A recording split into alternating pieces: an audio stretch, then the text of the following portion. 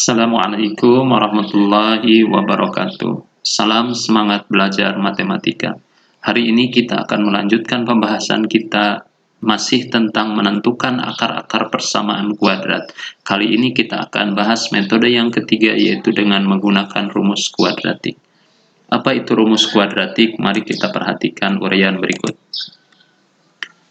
Dari bentuk umum persamaan kuadrat AX kuadrat tambah BX tambah C sama dengan 0, dengan A, B, C merupakan bilangan real, konstanta real, dan A-nya tidak sama dengan 0.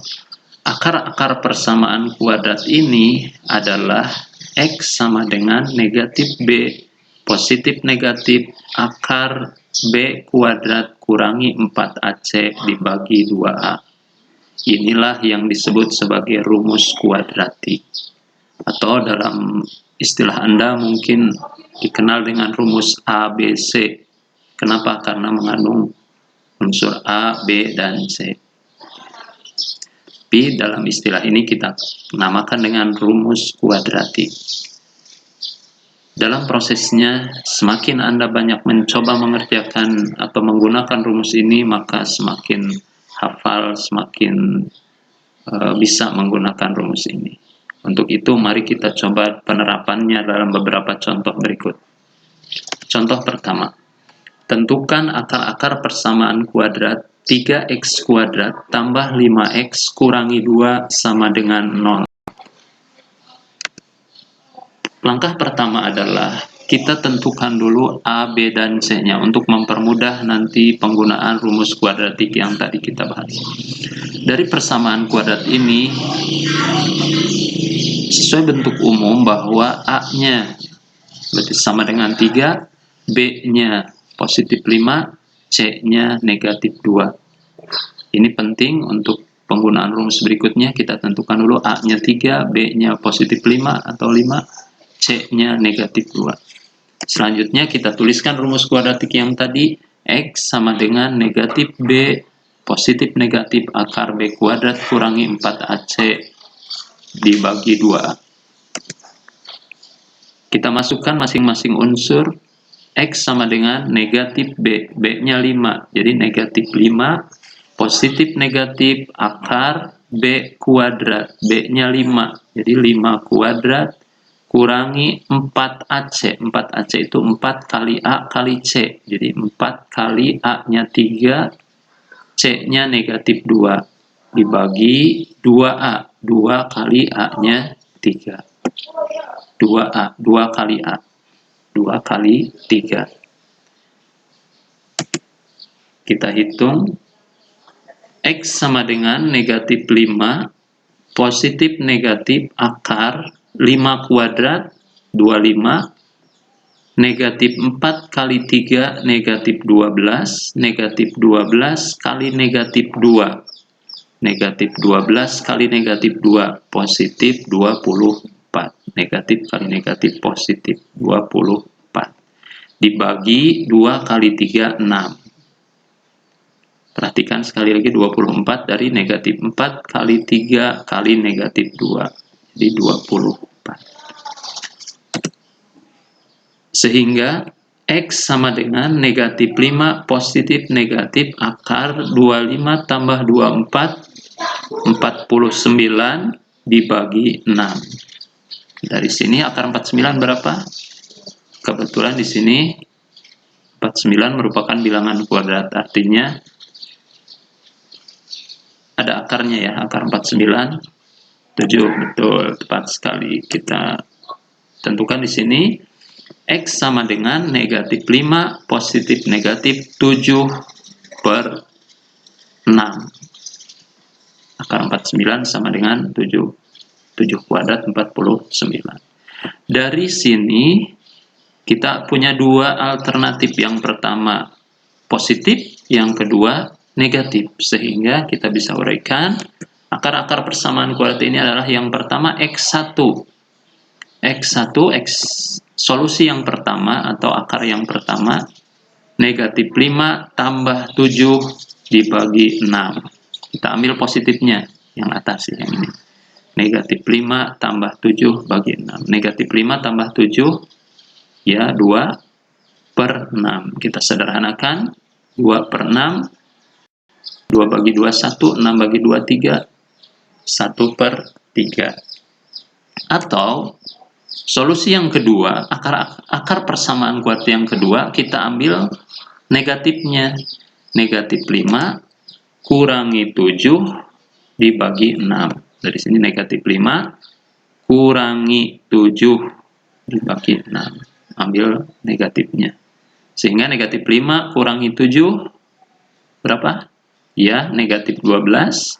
Negatif 12 dibagi 6 negatif 2. Sehingga akar persamaan kuadrat 3x kuadrat tambah 5x kurangi 2 sama dengan 0 adalah x sama dengan 1/3 atau x sama dengan negatif 2. Atau dalam bahasa lain, penyelesaiannya adalah 1/3 atau negatif 2. Itu seperti yang pernah dibahas sebelumnya. Oke, kita lanjutkan satu contoh lagi. Contoh yang kedua. Tentukan akar-akar persamaan kuadrat x kuadrat kurangi 3x tambah 1 sama dengan 0. Mari kita selesaikan secara lebih cepat karena sudah ada contoh sebelumnya. Yang pertama, tentukan a-nya. Berapa a-nya? Berapa di sini a-nya? Bukan 0 ya. Iya, 1. Seperti kita waktu belajar aljabar. Di aljabar, kalau angka 1 merupakan koefisien, angka 1 menjadi goib ya. Goib itu ada tapi tidak terlihat. Nah, betul nggak? Ya, A-nya 1,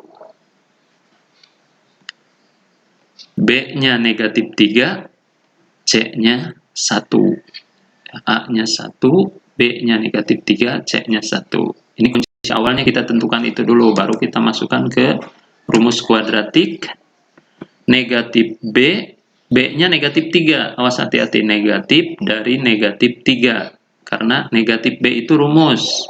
Sementara B-nya juga negatif 3. Berarti negatif dari B, negatif dari negatif 3. Positif negatif akar B kuadrat. Berarti negatif 3 kuadrat. Kurangi 4 kali A kali C. A-nya 1, C-nya 1. Jadi negatif 4 kali 1 kali 1. Dibagi 2A, 2 kali 1, A-nya 1.